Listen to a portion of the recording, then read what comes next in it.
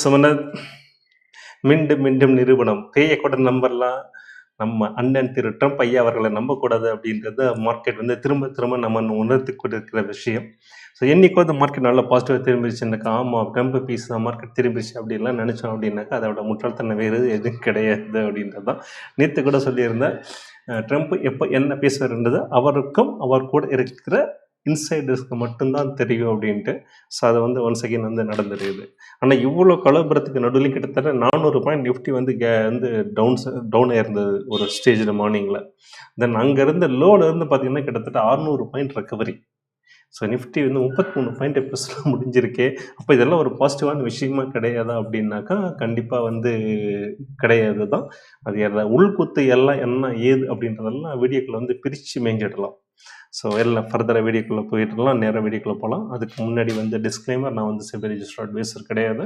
இங்கே பேசுகிறது எல்லாமே ஜஸ்ட் ஒரு எஜுகேஷன் பர்பஸ்க்காக ஷேரிங் மை யூஸ், அவ்வளோதான். எப்போவுமே ஒரு நல்ல ஒரு ட்ரேடர் இன்வெஸ்டர்ஸ் அப்படின்னாக்கா அவனுடைய ஓன் ஸ்டடி அனாலிசிஸ் பண்ணி ஓன் டெசிஷன் எடுக்கிறது தான் புத்திசாலித்தனமாக இருக்கும். இந்த புரிதலோட வீடியோக்குள்ளே போகிறதுக்கு முன்னாடி வழக்கமான ஒரு ரெக்வஸ்ட்டு, ஒருவேளை சப்ஸ்கிரைப் பண்ணாமல் பார்க்குறீங்க ப்ளீஸ் சப்ஸ்கிரைப் பண்ணுங்கள், லைக் பண்ணுங்கள். ரைட், ஒவ்வொன்று பார்த்துட்டு வந்துடலாம். ஸோ ஃபஸ்ட்டு வந்து நிஃப்டி வந்து 600 பாயிண்ட் வந்து டவுன் கிட்டத்தட்ட ரெக்கவரி ஆச்சுன்னு சொன்னேன். மார்னிங் வந்து நல்ல ஒரு டவுனில் இருந்தது, 600 பாயிண்ட் ரெக்கவரி. எதனால் அப்படின்னு பார்த்தீங்கன்னாக்கா USD/INR. ஸோ பார்த்தீங்கன்னா நேற்று வந்து கிட்டத்தட்ட வந்து 95-50 வரைக்கும் போயிருந்தது. ப்ரீவியஸ் க்ளோஸ் பார்த்தீங்கன்னாக்கா 95, நேற்று பார்த்தீங்கன்னா கிட்டத்தட்ட வந்து 95-66 வரைக்கும் போயிருந்தது நேற்று. ஹியூஜ் ஹிஸ்டாரிக்கல் ஃபால் அப்படின்னு சொல்லலாம். இன்றைக்கி பார்த்தீங்கன்னா காலையில் வந்து கிட்டத்தட்ட ₹1 வர ரெக்கவரி. நேற்று இங்கே பாருங்கள், ₹95.02 இருந்தது, கிட்டத்தட்ட ₹93.05, கிட்டத்தட்ட ₹1.80 வரைக்கும் வந்து ரெக்கவரி கொடுத்தது, அப்ரிஷியேட் ஆனது ஃப்ரம் த நேற்று லோவில் இருந்து இன்னைக்கு. அது என்ன சார் லோனாக்கா இங்கே ஹை காட்டுறீங்களே அப்படின்னாக்கா கரன்சி பர்சன் இன்வெர்ஸில் வரும். ஸோ நேற்று லோவில் இருந்து கிட்டத்தட்ட வந்து ₹1.89 வரைக்கும் ரெக்கவரி காட்டிட்டு எகெயின் பார்த்தீங்கன்னாக்கா இப்போ எகெயின் வந்து ரீபவுண்ட் ஆகிட்டுருக்கு.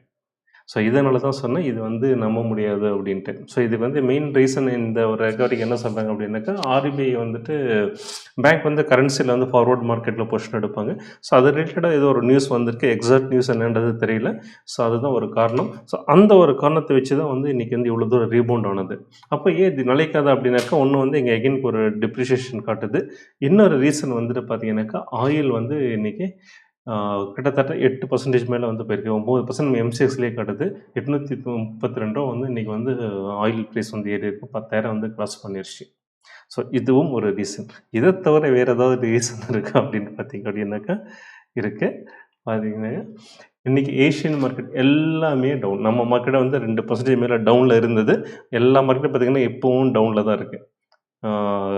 South Korean market 4%, Japan market வந்து 2%, சைனீஸ் மார்க்கெட் பார்த்திங்கன்னா 1%, எல்லாமே டவுனில் இருக்கும்போது நம்மளது மட்டும் எப்படி பாசிட்டிவாக போயிடும்.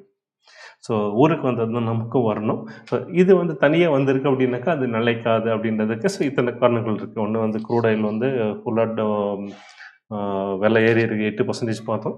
ஸோ கரன்சி வந்து ஒரு டிப்ரிஷியேஷனில் ஒரு ரெக்கவரி கொடுத்துட்டு ஒரு அப்ரிஷியேஷன் கொடுத்துட்டு அகைன் ஒரு டிப்ரிஷியேஷன் சைடில் போகிற மாதிரி தெரியுது. ஸோ இந்த 2 ரீசனால தான் வந்துட்டு இது வந்து நிலைக்காது அப்படின்றது என்னுடைய யூகம். ப்ரொவைடட் இன்றைக்கி ஏதாவது ட்ரம்ப் வந்து ஒரு பாசிட்டிவாக பேசிட்டு எகைன் நாளைக்கு குளோபல் மார்க்கெட் ஒரு பாசிட்டிவாக வந்தது அப்படின்னாக்கா மேபி நாளைக்கு ஒரு பாசிட்டிவிட்டி காட்டலாமே தவிர, பட் இந்த ஒரு ரெக்கவரி 600 பாயிண்ட்ஸ் வந்து ஒரு இன்ட்ராடே ரெக்கவரி வந்து நம்ம வந்து ஒரு பாசிட்டிவான விஷயமும் நம்ம எடுத்துக்க முடியாது. ரைட், சரி ஃபர்தராக வீடியோக்குள்ளே போகிறதுக்கு முன்னாடி இந்த IPO வந்து நேற்று சொல்லியிருந்தேன், 3 IPO வந்து இன்றைக்கி லிஸ்ட்டாக இருக்குது அப்படின்றது, அதனுடைய டீட்டெயில் வந்து பார்த்தலாம். ஸோ ஃபஸ்ட்டு வந்து அமீர்சந்த் ஜெகதீஷ் குமார் அப்படின்ற ஒரு IPO. ஸோ இன்றைக்கி பார்த்தீங்க அப்படின்னாக்கா லிஸ்டிங் அதோட இஷ்யூ ப்ரைஸ் வந்து ₹212. ஸோ லிஸ்டிங் கீழே வந்து ₹32 வந்து காலி ஆயிடுச்சு. அதில் 15% வந்து டவுனில் வந்து முடிஞ்சிருக்கு. ஸோ என்ன தான் நீங்கள் ரெக்கவரி கொடுத்ததில் வந்து ஒரு அட்லீஸ்ட் ஒரு பாசிட்டிவாக லைட்டாக வந்து இருந்தால் கூட நல்லா இருந்திருக்கும், பட் நெகட்டிவாக முடிஞ்சிருக்கு. அதே மாதிரி பவரிகா இது கம்பெனி டீட்டெயில் எல்லாமே நம்ம வீடியோவில் பார்த்துருக்கோம் முன்னாலே. ஸோ ஸ்ட்ரெயிட்டாக வந்து லிஸ்டிங் பெர்ஃபார்மன்ஸ் மட்டும் இப்போ பார்த்துட்ருக்கோம். ஸோ இது பார்த்திங்கன்னா 1.27% வந்து மைனஸில் தான் போயிருக்கு. அதே மாதிரி சாய் பெரல் ஸோ இது பார்த்தீங்கன்னாக்கா 3.4% வந்து பாசிட்டிவ் முடிஞ்சிருக்கு. ஸோ 3 IPOவில் ஒரு IPO மட்டும்தான் வந்து பாசிட்டிவாக வந்து முடிஞ்சிருக்கு. ஸோ இது மாதிரி நடக்கும். ரைட், நெக்ஸ்ட் நேராக நம்ம மார்க்கெட்டுக்குள்ளே போயிடலாம். ஸோ ஃபஸ்ட்டு வந்து முதல்ல வந்து விக்ஸ் அப்படின்னு சொல்லுவாங்க. இப்போ வந்து நடைமுறையில் வந்து உலக வழக்கில் என்ன ஆயிடுச்சு அப்படின்னாக்கா, இந்த விக்ஸ்ன்றது ட்ரம்ப் இண்டெக்ஸ் அப்படின்ட்டு எல்லாரும் கூப்பிட ஆரம்பிச்சுட்டாங்க.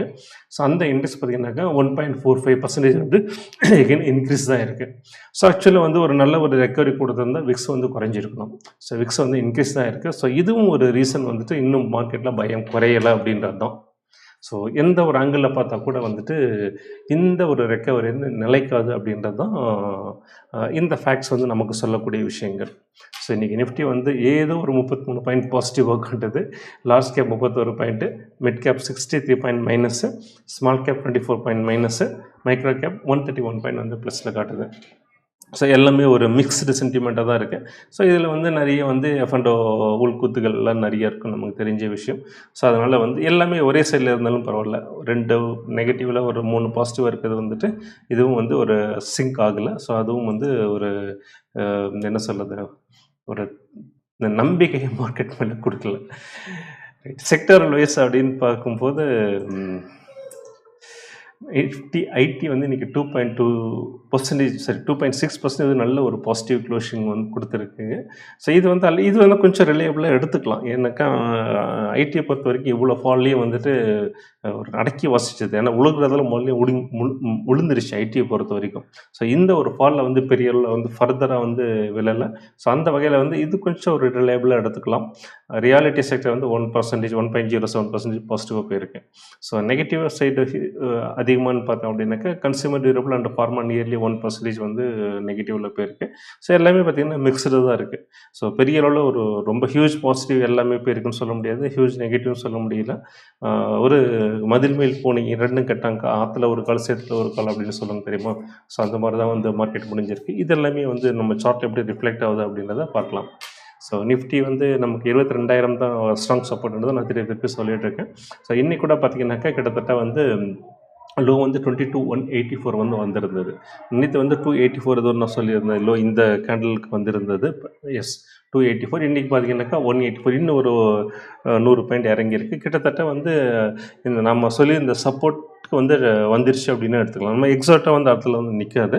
ஸோ அந்த வகையில் வந்து கிட்டத்தட்ட வந்து வந்துருச்சு அப்படின்னு சொல்லலாம். பார்க்கலாம் இங்கே ஏதாவது பாட்டம் ஆகுதா அப்படின்றது, பாட்டம் அவுட் ஆகுதான்றதை நம்ம வெயிட் பண்ணி தான் பார்க்கணும். தென் பேங்க் பொறுத்த வரைக்கும் வந்து 50,000 வந்து நான் சொல்லியிருந்தேன், திரும்ப சொல்லியிருந்தேன், நல்ல ஒரு ஸ்ட்ராங் சப்போர்ட் அப்படின்ட்டு.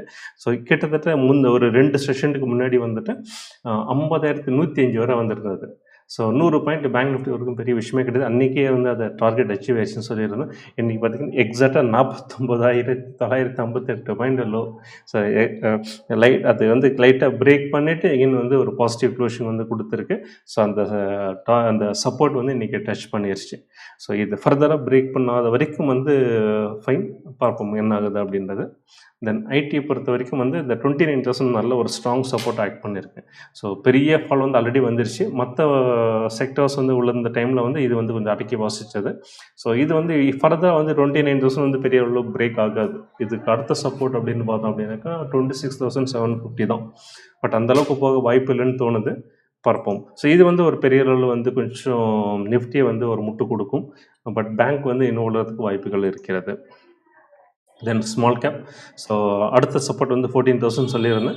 இது பார்த்திங்கன்னா நல்லா இந்த இடத்துல வந்து கிட்டத்தட்ட 14,250 வந்து நல்ல ஒரு ஸ்ட்ராங் சப்போர்ட்டாக வந்து எடுத்துகிட்டு இருக்கிறது. ஒரு இன்னும் 250 பாயிண்ட் தான், பட் அங்கேயே வந்து நல்லா வந்து தாக்கு பிடிச்சிட்ருக்கேன். பட் இங்கேருந்து ரீபவுண்ட் ஆகுதுன்றதை வெயிட் பண்ணி பார்க்கணும். 15,000 வந்து இதுக்கு வந்து ஸ்ட்ராங் ரெசிஸ்டன்ஸாக இது வந்து ஆக்ட் பண்ணும். ஸோ ஓவராலாக நம்ம இந்தியன் மார்க்கெட் பொறுத்த வரைக்கும் வந்துட்டு இன்னும் நம்ம ரெட் ஜோனில் தான் இருக்கும்.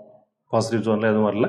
நம்ம மட்டும் எப்படி பாசிட்டிவ் ஜோனில் வந்துட முடியும்? உலக மார்க்கெட்டே வந்து எல்லா வேர்ல்டு மார்க்கெட் எல்லாமே நெகட்டிவில் இருக்குது. வேர்ல்டு மார்க்கெட்டில் நல்லா பெர்ஃபார்ம் பண்ணும்போது நம்ம மார்க்கெட் பெர்ஃபார்ம் பண்ணலை. அப்படி இருக்கும்போது வேர்ல்டு மார்க்கெட்டே நெகட்டிவ் இருக்கும்போது நம்ம வந்து பாசிட்டிவ் போகிறதுக்கு சான்ஸே கிடையாது. ஸோ அந்த வகையில் வி ஆர் ஸ்டில் இந்த ரெட் ஜோன். ஸோ லாங் போகிறவங்கலாம் வந்து ரொம்ப கேர்ஃபுல்லாக இருங்க, போக வேண்டாம். கொஞ்சம் வந்து இடிஎஃப்ல வேணால் நிஃப்டி பீஸ் அப்படின்ற மாதிரி வந்து ஒரு இண்டெக்ஸ் ஓரியன்ட் இடிஎஃப்ல வேணால் நீங்கள் வந்து ஓரளவுக்கு லாங் டேர்ம் பெர்ஸ்பெக்டிவ் வேணால் பொசிஷன் எடுக்கலாம். பட் ஸ்டாக்ஸில் வந்து லாங் டேர்ம் வந்து ஒரு நல்ல ஒரு இண்டெக்ஸ் வைஸ்லையும் சரி, அந்த குறிப்பிட்ட ஸ்டாக்ஸ்லேயும் வந்துட்டு நல்ல ஒரு பாட்டம் அவுட் கன்ஃபர்மேஷன் ஆனதுக்கப்புறம் போகிறது தான் சரியாக இருக்கும். இதெல்லாம் நம்ம இந்தியன் மார்க்கெட் சங்கதி. யூஎஸ் மார்க்கெட் எப்படி இருக்குன்றதை பார்க்கலாம். ஸோ நேற்று நம்ம பெரிய மார்க்கெட் டவ் ஜோன்ஸ் பார்த்தீங்கன்னாக்கா 224 பாயிண்ட் பாசிட்டிவாக போயிருக்கு. S&P 500 வந்து 46 பாயிண்ட்டு, நாஸ்டாக் காம்போசிட் இண்டெக்ஸ் வந்து 250 பாயிண்ட் நல்லா பாசிட்டிவாக போயிருக்கு. ஸோ 47,750 தான் வந்து டவுக்கு வந்து நல்ல ஒரு ஸ்ட்ராங் சப்போர்ட். ஸோ அதை வந்து பிரேக் ஒரு 2 நாள் வந்து பிரேக் பண்ணி அது கீழே வந்திருந்தது. பட் திருப்பி அகைன் ஒரு ரீபவுண்ட் ஆகிருக்கு. பார்ப்போம் நம்ம திருவாளர் ட்ரம்ப் ஐயா அவர்கள் என்ன பேசுகிறார் அப்படின்றத. தென் S&P 500 பார்த்தீங்கன்னாக்கா நல்லவே ஒரு ரீபவுண்ட். ஸோ ஒரு ஸ்ட்ராங் ரெசிஸ்டன்ஸ் அப்படின்னாக்கா 6,600 நேத்தி வந்து அதை டச் பண்ணியிருக்கு. கொஞ்சம் பெனட்ரேட்டும் பண்ணிவிட்டு, பட் க்ளோசிங் வந்து அதுக்கூட கொஞ்சம் கீழே தான் வந்திருக்கு. வெயிட் பண்ணி பார்க்கலாம். அதே மாதிரி நாஸ்டாக் காம்போசிட் இண்டெக்ஸ் பார்த்திங்கன்னா அதுவும் நல்ல ஒரு ரீபவுண்ட் காட்டுது. 22,200 வந்து நல்ல ஒரு strong resistance. So US market பொறுத்த வரைக்கும் இந்த ரெசிஸ்டன்ஸ் எல்லாம் ஒரு பெனட்ரேட் ஆகிட்டு ஒரு அப்சைடில் வந்து நல்ல ஒரு க்ளோசிங் ரெசிஸ்டன்ஸ் மேலே வந்தால் தான் நம்ம வந்து ஒரு பாட்டம் அவுட் ஆகிருக்குன்ற மாதிரி எடுத்துக்க முடியும். ஸோ இப்போதைக்கு யூஎஸ் மார்க்கெட்லேயும் வந்து எந்த ஒரு பாட்டம் அவுட் கன்ஃபர்மேஷனும் எதுவுமே கிடையாது. ஸோ வேர்ல்டு வைடும் சரி, யூஎஸ் மார்க்கெட், நம்ம market still we are in the red zone தான். ஸோ ரொம்ப ரொம்ப கேர்ஃபுல்லாக இருங்க. ஸோ இதோட இந்த வீடியோ முடிச்சுக்கலாம். ஸோ நாளைக்கு வந்து அடுத்த வீடியோவில் பார்த்துக்கு முன்னாடி வந்து ஒன் செகண்ட் ரிக்வஸ்ட்டு, சப்ஸ்கிரைப் பண்ணுங்கள், ஷேர் பண்ணுங்கள். நாளைக்கு வந்து குட் ஃப்ரைடே ஹாலிடே. ஸோ 3 நாள் வந்து லீவில் இருக்குது. ஸோ மார்க்கெட் வந்து என்ன அப்படி ஊற்றிக்கிட்டு போயிட்டுருக்குன்றதெல்லாம் வந்து ரொம்ப நினைக்க வேண்டாம். இதெல்லாம் வந்து மார்க்கெட்டில் சகஜம்தான். எதையும் தோங்கும் இதயம் வேணும் அப்படின்னு சொல்லுவாங்க. அதை வந்து மார்க்கெட்டில் வந்து நம்ம பில்ட் பண்ணியே ஆகணும். ஸோ நிறைய வந்து அந்த trading psychology, trading discipline, risk management இதெல்லாமே வந்து நம்ம கற்றுக்கிட்டு தான் ஆகணும். ஸோ மார்க்கெட் வந்து இது மாதிரி டவுன் சைடு எல்லாம் வந்து நிறைய நடக்கும். இதெல்லாம் வந்து ஓரளவுக்கு நம்ம பழகிட்டு தான் ஆகணும். அதுக்கு தகுந்த மாதிரி ஒரு மணி மேனேஜ்மெண்ட் எல்லாம் கற்றுக்கிட்டோம் அப்படின்னாக்கா இந்த ஒவ்வொரு டெப்பும் வந்து நம்ம வந்து நல்ல ஒரு ஆப்பர்ச்சுனிட்டியாக வந்து பார்க்க முடியும். ஸோ இதெல்லாம் எதுவுமே தெரியாதவங்க தான் மார்க்கெட் வந்தால் விழுந்தா புலம்பிக்கிட்டே இருக்க வேண்டியது தான். ஸோ இந்த புலம்பல் வந்து ஆரம்ப காலகட்டத்தில் எவ்வளோ இருக்கும், ஒன்ஸ் நீங்கள் கற்றுக்கிட்டே வந்துட்டீங்க அப்படின்னாக்கா இது நல்ல ஒரு ஆப்பர்ச்சுனிட்டியாக டர்ன் ஆகும். ஓகே, ஸோ மண்டே வந்து ஒரு நல்ல ஒரு வீடியோவில் பார்ப்போம். அண்ட் இது ரொம்ப பை. தேங்க்யூ.